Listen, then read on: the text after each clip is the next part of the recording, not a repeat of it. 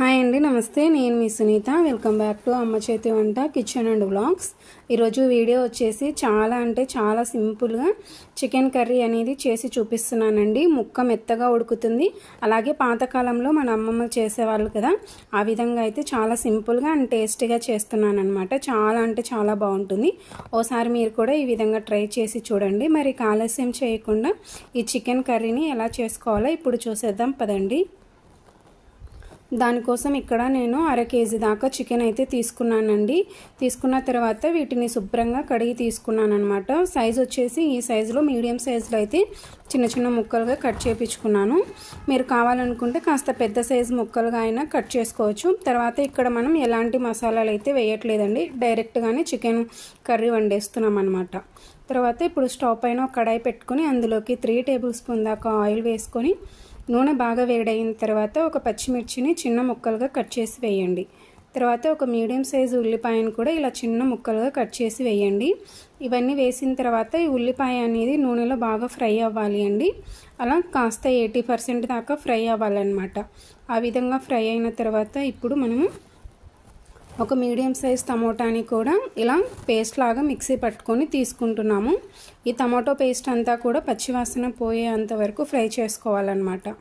Oil అనేది పైకి తేలుతుందండి, చూస్తున్నారు కదా. ఈ విధంగా ఆయిల్ అనేది పైకి తేలేంత వరకు కూడా ఫ్రై చేసుకోవాలి. ఇలా ఈ విధంగా ఫ్రై చేసుకున్న తర్వాత ఇప్పుడు ఇందులోకి ఫ్రెష్గా రుబ్బి పెట్టుకున్న అల్లం వెల్లుల్లి పేస్టు 1 స్పూన్ దాకా వేసుకోండి. తర్వాత ఈ అల్లం వెల్లుల్లి పేస్ట్ కూడా పచ్చివాసన పోయేంత వరకు బాగా ఫ్రై చేసుకోండి. అల్లం పేస్టు పచ్చివాసన పోకపోతే చికెన్ అంతా కూడా అల్లం వాసన వస్తుందండి. సో అదంతా కూడా పచ్చివాసన పోయేంత వరకు ఫ్రై చేసుకున్న తర్వాత 1/2 టేబుల్ స్పూన్ దాకా పసుపు వేసుకొని ఇదంతా కలిసేలాగా ఒకసారి బాగా కలపండి. అప్పుడు పసుపులో ఉండే పచ్చివాసన కూడా పోతుందన్నమాట. తర్వాత మనం శుభ్రంగా కడిగి పెట్టుకున్న చికెన్ ముక్కలు ఉన్నాయి కదండి, వాటన్నిటిని వేసేసుకున్న తర్వాత రుచికి సరిపడా సాల్ట్ అనేది ఇక్కడే వేసుకోండి. ఒకవేళ మీరు తక్కువగా వేసుకున్నా పర్వాలేదు, తర్వాత అయినా మనం చూసి వేసుకోవచ్చు అనమాట. ఉప్పు వేసిన తర్వాత ఈ ఉప్పు అలాగే అల్లం వెల్లుల్లి టమాటో పేస్ట్ ఇవన్నీ కూడా ముక్కలకి బాగా పట్టే విధంగా ఒకసారి బాగా కలపండి.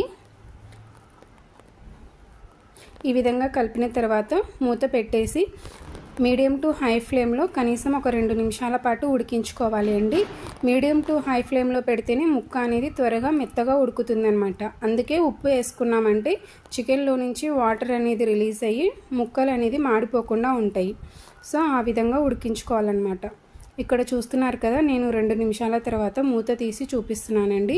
చికెన్ నుంచి వాటర్ అనేది వస్తుంది కదా, ఈ విధంగా నీరు ఊరేంత వరకు కూడా ఉడికించుకోవాలన్నమాట.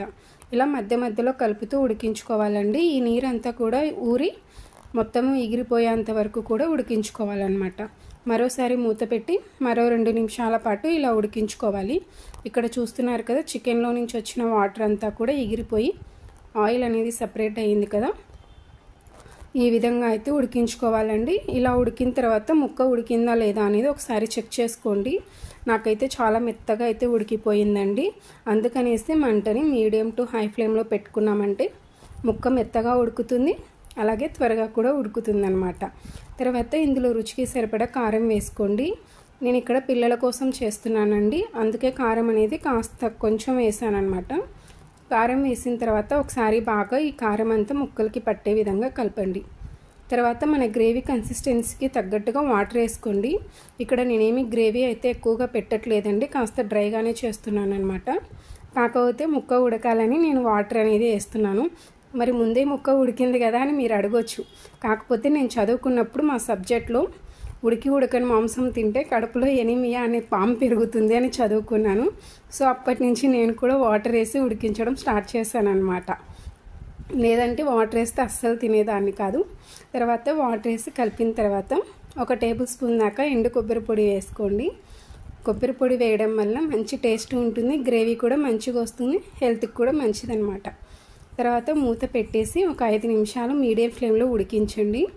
ఇక్కడ చూస్తున్నారు కదా, చాలా చక్కగా అయితే ఉడికిపోతుంది కదా. ఇలా ఉడుకుతున్నప్పుడు మధ్యలో కలుపుతూ ఉడికించుకోండి. ఇక్కడ చూస్తున్నారు కదా, గ్రేవీ అనేది చాలా చిక్కగా మంచిగా వచ్చిందండి. మీరు కావాలనుకుంటే ఇదే స్టేజ్లో మసాలాలన్నీ వేసి కూడా 1 నిమిషం పాటు ఉడికించి దింపేసుకోవచ్చు. కాకపోతే నేను పిల్లల కోసం చేస్తున్నాను కదా, వాళ్ళకి ఇలా గ్రేవీ ఎక్కువగా ఉంటే ఇష్టపడరు, అందుకనేసి నేను ఇంకొంచెంసేపు ఉడికిస్తానండి. తర్వాత ఇక్కడ ఇంట్లో ప్రిపేర్ చేసిన చికెన్ మసాలాను వేస్తున్నాను. మీరు కావాలనుకుంటే బయట తీసుకున్న చికెన్ మసాలా, గరం మసాలా, ధనియా పౌడర్ వీటన్నిటిని కూడా వేసుకోవచ్చు అనమాట. నేను వీటన్నిటిని కలిపి ఒకే మసాలా ప్రిపేర్ చేసి వేసాను. తర్వాత మరొక 2 నిమిషాలు ఉడికించానంటే చికెన్ అనేది మంచిగా దగ్గర పడి గ్రేవీ అంతా కూడా తగ్గిపోయిందనమాట. తర్వాత ఫైనల్గా కొద్దిగా కొత్తిమీర వేసుకుంటున్నాను. మీ దగ్గర పుదీనా ఉంటే పుదీనా కూడా వేసుకోండి. నా దగ్గర అయితే ప్రస్తుతానికి పుదీనా లేదు. తర్వాత కొత్తిమీర వేసుకొని ఇదంతా బాగా కలిపేసుకోండి. ఇక్కడ చూస్తున్నారు కదా, ఈ విధంగా కలిపేసుకొని ఒక సర్వింగ్ బౌల్లోకి తీసుకొని సర్వ్ చేసుకుంటే ఎంతో టేస్టీగా ఉండే చికెన్ కర్రీ అనేది రెడీ అయిపోతుందండి. చపాతీలోకి, అన్నంలోకి, రోటీలోకి ఎందులోకైనా టేస్ట్ అయితే చాలా బాగుంటుందండి. సాంబార్లోకి, పప్పుచారులోకి అయితే ఇంకా బాగుంటుంది. ఎందుకంటే మనం గ్రేవీ అనేది ఎక్కువ పెట్టలేదు కదా, చాలా అంటే చాలా బాగుంటుందండి. సో మీరు కూడా ఈసారి మీ ఇంట్లో ఈ విధంగా ట్రై చేయండి. ట్రై చేశాక మీకు ఎలా కుదిరింది అనేది మీ ఫీడ్బ్యాక్ని నాతో కామెంట్ సెక్షన్లో షేర్ చేసుకోవడం అస్సలు మర్చిపోకండి. అలాగే వీడియో నచ్చితే ప్లీజ్ లైక్ చేయండి, మీ ఫ్రెండ్స్ అండ్ రిలేటివ్స్కి షేర్ చేయండి. ఇలాంటి మరెన్నో మంచి వీడియోస్ కోసం మన ఛానల్ని సబ్స్క్రైబ్ చేసుకోండి. Thanks for watching.